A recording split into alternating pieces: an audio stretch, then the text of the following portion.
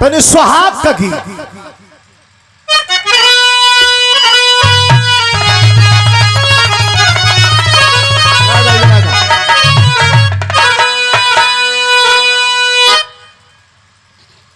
कर प्रतिज्ञा जनक शोक में पड़ गए।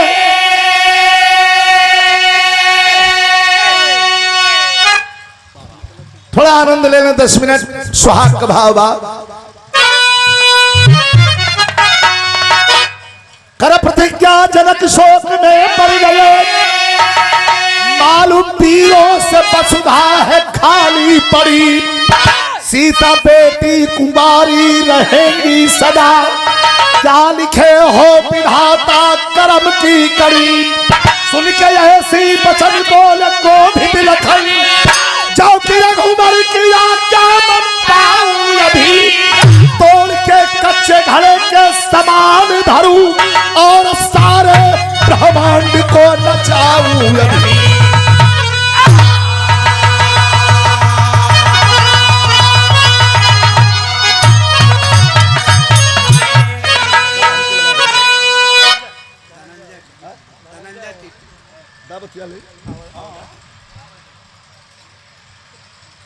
कहते हैं भगवान राम लक्ष्मण जी के इशारा कर रहल बानी का,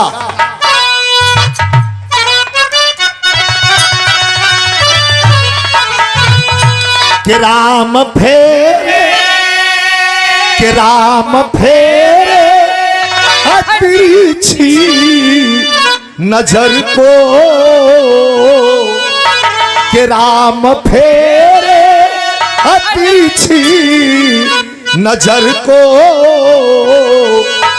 मौन भाई लखन हो गए हैं।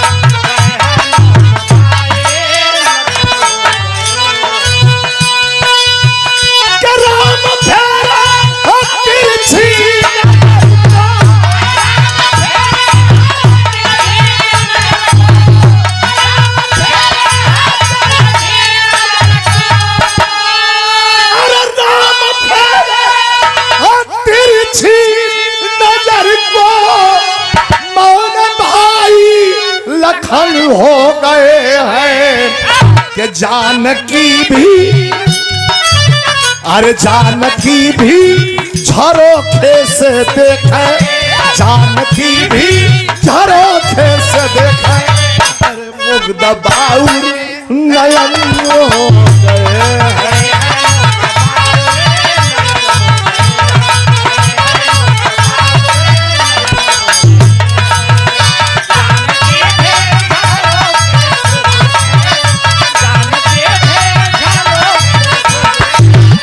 और 1000 रुपए का पुरस्कार। अजब कोहरा मथा छाया हुआ स्वयंवर में, अजब कोहरा मथा छाया हुआ स्वयंवर में, घटा गम की नथी गम छाया गया अंबर में। किसी की हस्ती नहीं जो कि दिल को पूर करे, किसी की हस्ती नहीं जो कि दिल को पूर करे, तोड़ के धनवा कष्ट जनक जी का दूर करे। आहा, बहुत लोग आयल बा, भूप सहस्रदशी एक ही बारा, अलगे उठावे टरही न तारा। लेकिन देखी विधि का विधान, तो अंत में राजा जनक, अरे अंत में राजा जनक दिल में है उछा किए, अब तोड़ के धनवारा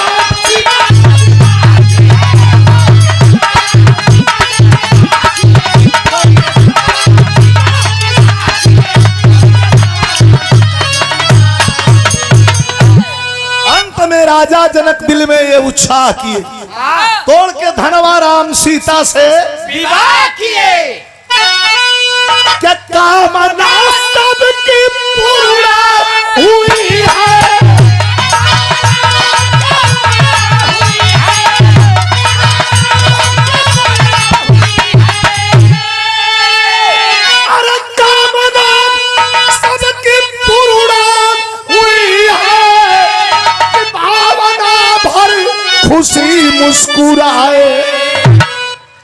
भर गई मांग सीता की सुंदर, अरे भर गई मांग सीता की सुंदर, अरे राम राम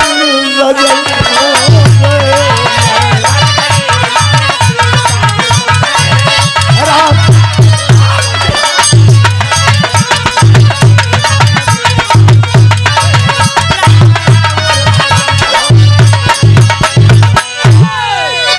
अंत में राजा जनक दिल में उत्साह किए, तोड़ के धनवा राम सीता से विवाह किए।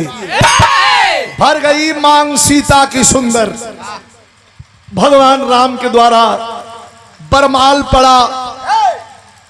तीनों लोग 14 भुवन में साक्षात शारदा सितार बजा रही हैं। सीता जी के ले गए लोग घर में, महल में सजावट आलो, और भगवान राम के सीता जी के घर में लोग ले जाता। कितना बढ़िया भाव बा।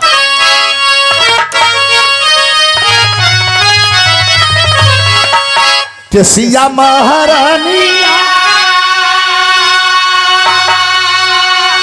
का सगरी बदनिया सजाई गई लीना,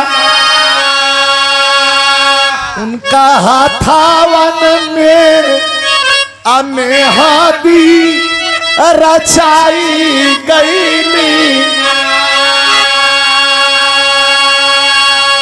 माता सुनाया कब भरली नजरिया तू खाई गई ना, अमाई रोवे बारा गोदिया छोई गई ना।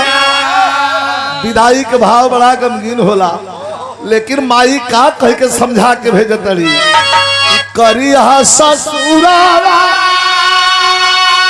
करिहा ससुराला में सब करी आदरावा बताई गई लीला। कल की धोइया नैहारे कलजिया सिखाई गई लीला।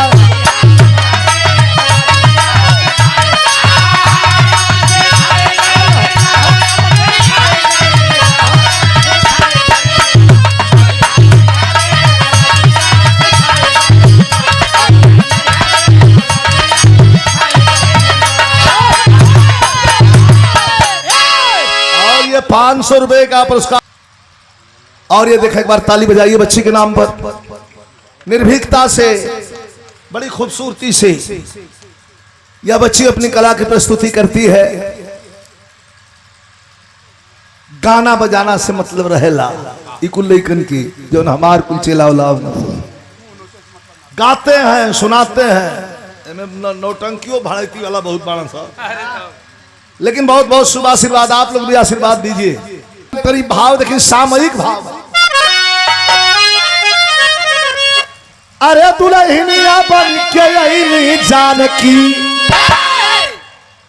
इस समय है कि दुल्हनिया बन के अइली जानकी। हंस रघुवंश राम जी राख कुल कपनिया।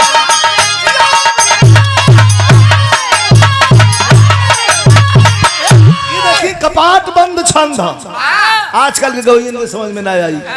क पर उठिया ख पर बांधल हो चारों तरफ से। कंठ कामना कर किलोल कोमल कलिका कचनार खिली। कंठ कामना कर किलोल कोमल कलिका कचनार खिली। गाल गुलाबी गात मुनि गुल गमक गया गुंजार घली। चटक चांदनी चली चुमने छितवत जस चटकार चली। जगदम्बा झुकझोक रमाई जल जैसी जलधार जली। पहले कभी ना, पहले तो लिखा। ससुराल में पालकी आ गई। अब तो डोली जब ससुराल में आवेला तो का होला, मुंह दिखाई का रस्म होले।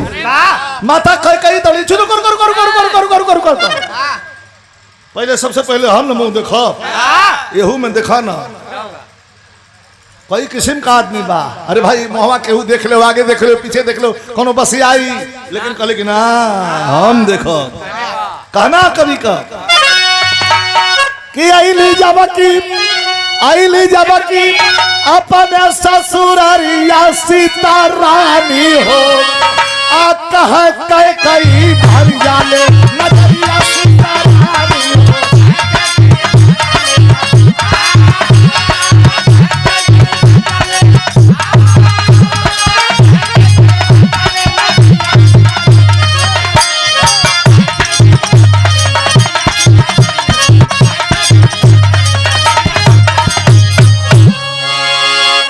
कलियां खला और तनी बजा दे। चाचा बड़ा खुश होता है। पहले के मुंह देखी ये पेच फसल है। अयोध्या में सीता जी का पालकी आ गई, कन्या के रूप में आ गई सीता जी, लेकिन पेच ये फसल बा के पहले मुंह देखी। अरे भाई कौशल्या जी बोल बड़ी काहे न देखी हम, सुमित्रा जी देखबे करी हम तो खोल जात मुहवा तीन जन लोग देख लेती, लेकिन कई जी कहली कि ना सबसे पहले मुंह हुए देखी जो सबसे बड़ियार मुंह दिखाई दे। ये दोनों जना लोग चुप हो गए के भैया ये लड़ाकिन है, बड़ा दफजन है, लड़े वाले हैं, इनसे किए जाए लगे जाए नहीं के देख, लेकिन के कई कहतारी कई कहा का दे बहुअर। अरे पलवानी विराट अरे ऐसे कई कहा का दे बहुअर अब मुहावा के देखाई हो। अच्छा कुछ नहीं खे, लेकिन कनक भवन बा हमारे तोहके। कनक भवन, कनक मतलब सोना, सोना का हमारा पास महल बा, इहे देला हर साई हो। सुना के कहतरी सीता जी है ने बड़ी ताकतरी की सुमित्रा के और कौशल्या को कि चमके हमारे, सुना लगा अरे चमके हमारे ये सोनावा का पखरिया सीता रानी हो और तारा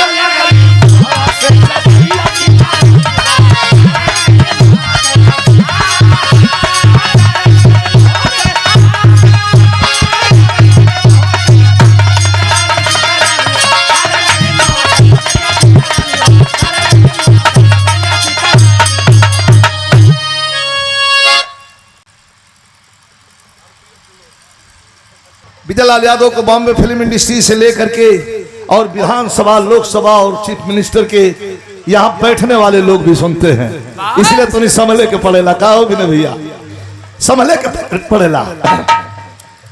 पार्टी कार्यालय में जगह हो देखले हो कि कोनो ऐसा दिन ना बजे माननीय राष्ट्रीय अध्यक्ष जी बैठल हन तैया विजय लाल यादव वहाँ वीडियो न चला न चले और न बजे, खुद कह के हाँ विजय का चलाओ, विजय का लगाओ। एगो नया घड़ी आयल बाटे, गीत रिलीज भइल बाटे यो पार्टी पेज से 27 खातिर। कैसे कैसे सोना का महल भाई है दे रहलवानी हम क्या वो कहता दे दे सीता जी तो कहली कि आ ही दादा हाई पितिया सास बड़ी, अरे बाप रे बाप हाई दे देली है तना बड़ी यार सोना का महल, हाय हाय सोना का महल दे देली, अरे बाप रे बाप वही तो हमार असली सास बकिए बड़ी ये महेंद्र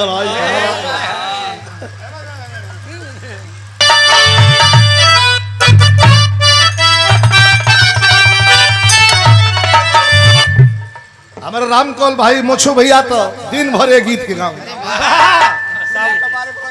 हाँ खादो लेके जा खेत कैसे काम है मास्टर। कजरी के बजरी बोल रामा, बजरी बोल रामा, बलमा से कई बस यारो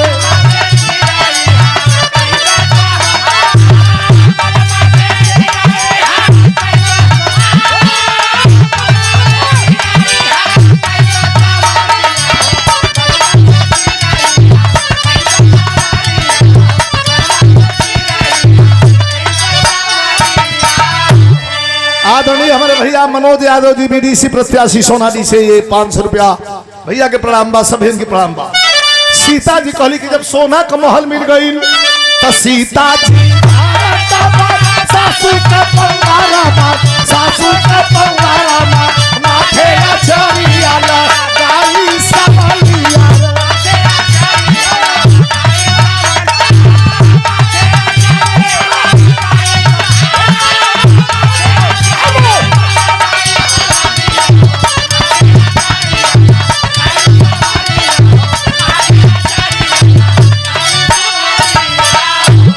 और ये दुल्हे के चाचा जी आदरणीय सोनू यादव जी के द्वारा फिर पुरस्कार 500 रुपया प्रदान कर गई बा। हार्दिक अभिनंदन बा। घूम घूम के कई कई दे के सोना का महल खाली हो गई। अब जा लग देखा जा जा अब केहू कुछो में खुश केहू कुछो में खुश, लेकिन दे के चल रही अपन तर्क रुआ सबके लगावे के बाद दोनों माई खड़ा बड़ी, एक तरफ कौशल्या एक तरफ सुमित्रा। कैसे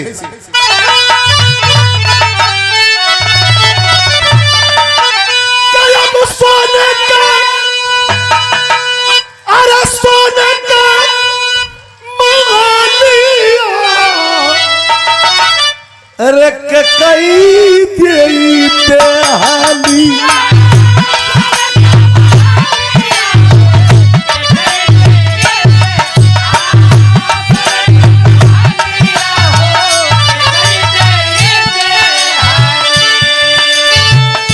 कोई नहीं सका उनका अजोड़ा लगा ए हमार कौशल्या जी बुनैली मनवा में का हो बहु देबू पहले मुहावा देखा। ए दुल्हे मुंह दिखाई लेबू के पहले मुंह दिखाईबू तौले मधुरी बचनिया कहेली सियारनिया जवन करे दुनिया उहे करा मनन जब दुनिया का रसमभाव के पूरा करी। अच्छा अच्छा चाहिए हाँ चाहिए। अब आप लोग तर्क लगाई, एक तरफ सोना का महल डाल गई बा, दूसरी तरफ का दिया की इज्जत बाची। कौशल्या जी तुरंत श्री राम के बोलवानी गोदिया के बिचावई में ले ली बैठा राम और सीता जी के हथवा मिलवली लैला लैला सीता हमारा जीवन के केहू धन बटोरले होई, केहू सोना का महल बटोरले होई, कोई चांदी बटोरले होई, कोई हीरा जवाहरात बटोरले होई, लेकिन हम अपना जिंदगी में हमार धन हमार सोना हमार चांदी हमार हीरा हमार जवाहरात ये हमारे बेटा राम हुआ। आ ये सीता कोनो माई अपन ममता केहू के ना दे ले लाई है अपना बेटा राम के आज से तोहरा हवाले कर रहा बनी। फेंक के घूंघट सीता जी गोड़ पकड़ के आंख में आंसू भर गई। कहली कि माता जी आपका बाजी राउर बाजी 20 में। सुमित्रा जी कहली तब यही कदम पर हम के चल के बचा लेवे के बाद कहली का कि सुमित्रा जी तुरंत लाखन के बोला बाबी। अरे सुमित्रा जी तुरंत लाखन के बोला गोदिया के पीछे में ले ली भाई। अरे गोदिया के पीछे में ले ली भाई। अरे लक्ष्मण का सीता जी से हथवा धारा वाली लक्ष्मण से सीता जी से हथवा कहली इनके जी हाथ राम जी का लक्ष्मण जी का हथवा सीता जी के धरा के कहली कि ये बहू इनके राम जी का भाई मत जनिहा। घूंघट उठा दिली सीता जी कहली तब का जान हंसे लगली कहली कि कुछ हो जनिहा हम तो मुँह देखना ना ना ना ये बात ना रुआ कहली कि इनके जिन जनिहा तू राम जी का भाई इनके का जान तब पता बता रही कि बेटा के समान बेटा के समान पकड़ चल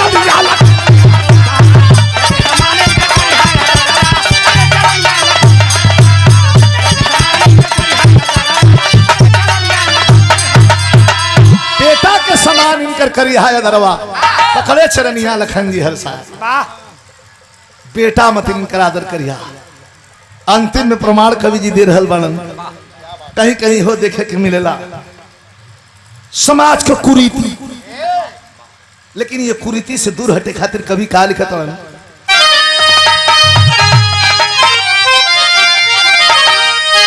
जब प्रेम के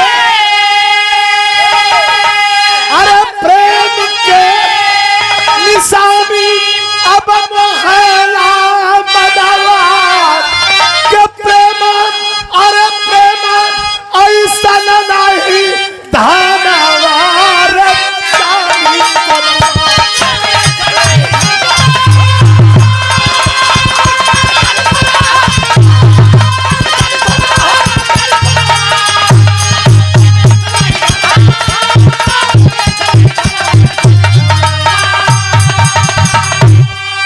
हमारे साहब आदरणीय श्री सुरेंद्र सिंह यादव जी आपके द्वारा 1000 रुपए का पुरस्कार प्रेम का निशानी मोहेला मनमा धन दौलत कई दिया पर प्रेम नहीं दे पाई कुल दिहली धन दौलत कई दिया पर प्रेम नहीं दे पाई अरे राम लक्ष्मण सीता जी को अंदर भेजवाई बिरथा हो गई भावा नावा अरे चांदी सोनावा 14 बरस वन में रह के लक्ष्मण जी की ये सेवकाई सदा सिया को माता समझाना समझाए भौजाई गजे के लागल शक्ति बनावा रचानी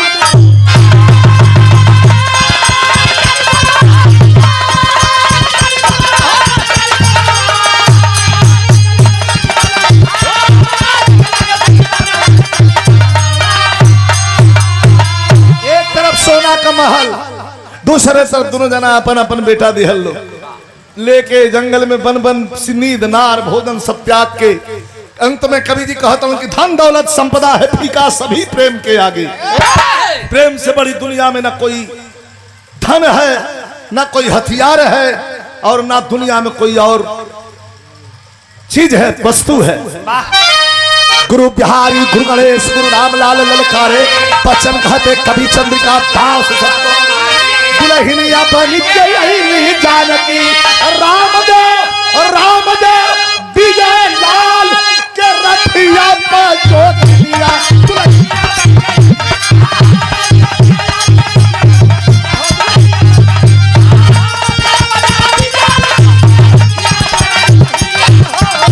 बहुत बहुत धन्यवाद।